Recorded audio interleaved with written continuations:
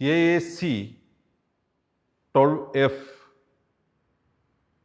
that says the care shall be provided by expanding access to health practices through domiciliary visit wherever applicable.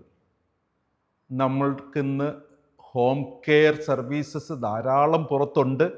എന്നാൽ നമ്മുടെ മിക്ക ആശുപത്രികളും ഇന്ന് ആശുപത്രിയുടെ സ്വന്തമായി ഒരു ഹോം കെയർ സർവീസ് പ്രൊവൈഡ് ചെയ്യുന്ന സാഹചര്യത്തിലേക്ക് എത്തിയിട്ടുണ്ട്. കാരണം അത് ഒരു ക്വാളിറ്റി അഷ്വറൻസ് ആണ്. പലപ്പോഴും നമ്മുടെ ആശുപത്രിയിൽ വളരെ സീരിയസ് ആയിട്ടുള്ള ഒരു കെയർ കിട്ടിയതിന് ശേഷം ഡിസ്ചാർജ് ചെയ്ത് വീട്ടിലേക്ക് പോയി കഴിഞ്ഞ് എന്ത് ചെയ്യണമെന്നറിയാതെ കുഴയുന്ന വീട്ടുകാരെയും പേഷ്യൻറ്റിനെയും കാണാനായിട്ട് സാധിക്കുമായിരുന്ന ഒരു കാലഘട്ടമാണ് മുമ്പുള്ളത്.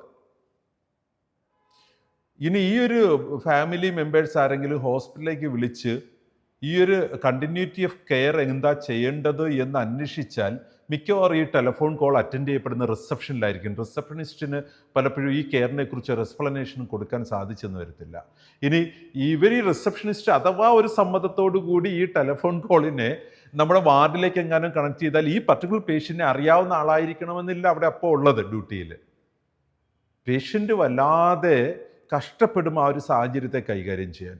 അതുകൊണ്ടാണ് നമ്മൾ ഈ ഒരു കണ്ടിന്യൂറ്റി ഓഫ് കെയറിൻ്റെ പാർട്ടായിട്ട് ഒരു ഡിസ്ചാർജ് എന്ന് പറഞ്ഞ സ്റ്റാൻഡേർഡിൽ തന്നെ ഉൾപ്പെടുത്തി നമ്മൾ 12 എന്ന് പറഞ്ഞ ഡിസ്ചാർജിൻ്റെ ഒരു കൃത്യമായ ഡിസ്ചാർജ് പ്രോസസ്സിനകത്ത് ഉൾപ്പെടുത്തി ഒരു അച്ചീവ്മെൻ്റ് ആയിട്ടാണ്. നമുക്ക് ഒരു അക്രിഡിറ്റേഷൻ കിട്ടാൻ നിർബന്ധമില്ല, പക്ഷേ കണ്ടിന്യൂഷൻ ഓഫ് ദാറ്റ് സർട്ടിഫിക്കേഷൻ ഇത് നിർബന്ധമാണ്. അതിൽപ്പെടുത്തി നമ്മൾ കാണുന്നത് എന്താണ്? The care shall be provided by expanding the access.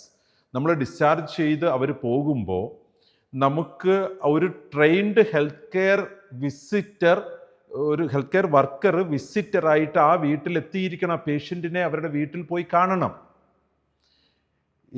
ഇപ്പോൾ കത്തീഡ്രൈസേഷനൊക്കെ ഉണ്ടെങ്കിൽ ആ കത്തീഡ്രൽ കെയർ അവരുടെ വീട്ടിൽ പോയി കൊടുക്കാൻ നമുക്കൊരു സംവിധാനം ഉണ്ടാകണം. അവർക്കൊരു പർട്ടിക്കുലർ ഒരു യുണീക്കായിട്ടുള്ളൊരു നീഡായിരിക്കണം. അവരെന്തെങ്കിലും ഒരു ഡിഫിക്കൽട്ടി, ഒരു ചലഞ്ച് ഫേസ് ചെയ്യുന്നുണ്ടാവും. ആ ചലഞ്ചിനെ മാനേജ് ചെയ്യാനായിട്ടുള്ള അവരുടെ ചിലപ്പോൾ ഒരു ക്രോണിക് കണ്ടീഷനിലായിരിക്കും തിരിച്ച് വീട്ടിലേക്ക് പോകുന്നത്.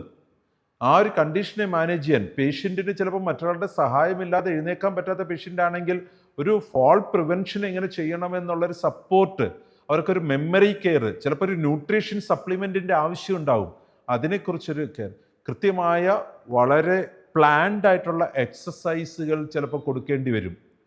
ഇങ്ങനെയുള്ള കാര്യങ്ങൾ അവരെ വീട്ടിലേക്ക് പോയി കഴിഞ്ഞും നമുക്ക് സപ്പോർട്ട് ചെയ്യാൻ നമ്മുടെ കയ്യിലൊരു പ്ലാൻ ഉണ്ടാവണം. നമ്മൾ അത്തരത്തിൽ പ്രൊവൈഡ് ചെയ്യണം. സോ 12F AAC 12F പറയുന്നത് വെറുതെ ഡിസ്ചാർജ് ചെയ്തങ്ങ് വിട്ട് കളഞ്ഞേക്കരുത് നമ്മുടെ പേഷ്യൻറ്റിനെ. അവരുടെ ആ ട്രസ്റ്റിനെ മെയിൻറ്റെയിൻ ചെയ്തുകൊണ്ട് നമ്മുടെ അടുത്തേക്ക് വന്ന ആ ട്രസ്റ്റ് നമ്മൾ അവരുടെ അടുത്തേക്ക് പോയി എക്സ്റ്റെൻഡ് ചെയ്യണം. AAC 12F പറയുന്നു നമുക്ക് ഒരു എക്സ്റ്റൻഡഡ് ഹാൻഡ് ഉണ്ടാവണം. പേഷ്യൻറ്റിന് കത്തീഡ്രൽ കെയറിലോ മറ്റേതെങ്കിലുമൊക്കെ അത്തരത്തിൽ മെഡിക്കൽ കെയറുകൾ കൊടുക്കാനും മെൻ്റൽ കെയർ കൊടുക്കാനും ന്യൂട്രീഷൻ സപ്പോർട്ട് കൊടുക്കാനും അവർക്ക് ഏതെങ്കിലുമൊക്കെ ആവശ്യമെന്ന് അവരുടെ വീട്ടിൽ ഒരു എക്സ്പീരിയൻസ്ഡ് ട്രെയിൻഡ് ടെക്നീഷ്യൻ്റെ സപ്പോർട്ട് എത്തിക്കണം AAC 12F.